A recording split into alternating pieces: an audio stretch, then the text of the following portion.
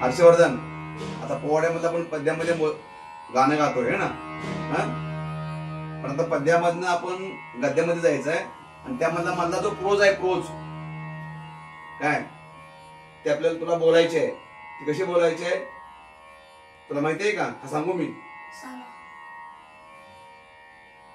धन ती जिजाई माऊली, जिच्या हाती पाळण्याची दोरी, ती देशाचा उद्धार करी. कसं म्हणा, बोल बघा. धन्य ती जिजाई माऊली. अरे असं नाही, कसं बोलणार, जरा वरच्या आवाजात बोल बघा. हा. धन्य ती जिजाई माऊली, जिच्या हाती पाळण्याची दोरी, ती देशाचा उद्धार करी. बोल आणि राष्ट्राचा उद्धार करी. या जिजाऊ माऊलींनी शुभला घडवलं, वाढवलं, ज्ञानाचं ज्ञान अमृत पाजलं, म्हणून मला राजा छत्रपती म्हणला. अरे छत्रपती शिवाजी महाराज. काय आता तू बरोबर बोललास, पण हेच प्रोज मधले जे अक्षर आहेत ते थोडीशी शिस्तीत टप्प्याटप्प्याने बोलायचं. बोल बघा, बोल.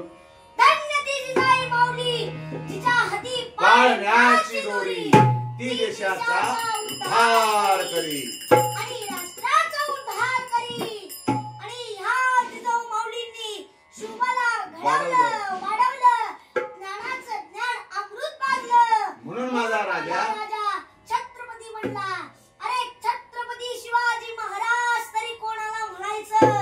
छ म्हणजे छातीत हत्तीचे बळ असणारे, त्र म्हणजे त्रस्त मुघल हल्ला करणारे, प म्हणजे परंपरा फिरणारे, ती म्हणजे तिन्ही जगात जाणणारे, शी म्हणजे शिस्तप्रिय, वा म्हणजे वाणिस्तेज, जी म्हणजे जिजाऊ पुत्र, वा म्हणजे महाराष्ट्राची शान, ह म्हणजे हार न मानणारे, र म्हणजे राज्याचे हितचिंतक, आणि ज म्हणजे जनतेचा राजा माझा छत्रपती शिवाजी महाराज. बोला छत्रपती शिवाजी महाराज की जय.